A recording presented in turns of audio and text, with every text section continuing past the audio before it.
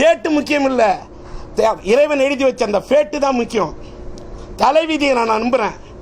இன்னொன்று, நான் தேதி கூட போட்டது ஜூலை 17 முதல் இன்ஷா அல்லாஹ், அல்லாஹ்வின் நாட்டம் இருந்தால், எல்லாம் அல்ல இறைவனின் நாட்டம் இருந்தால்னு மட்டும்தான் போட்டேன்.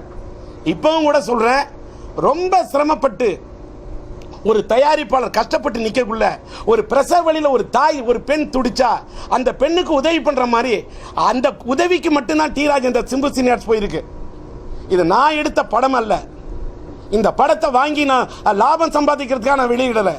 ஒரு தயாரிப்பாளருக்கு கரம் கொடுக்க வேண்டும் என்று சென்றிருக்கிற இந்த ஜூலை 17 எனக்கு இஸ்லாத்து மேல நம்பிக்கை இருக்கின்ற காரணத்தால் சொல்றேன். குர்ஆன்ல ஒன்று சொல்லப்படும், அதாவது ஃபா இன்னமால் யுஸ்ரி யுஸ்ரான், இன்னமால் யுஸ்ரி யுஸ்ரான், ஃபா இன்னமால் யுஸ்ரி யுஸ்ரான், இன்னமால் யுஸ்ரி யுஸ்ரான்.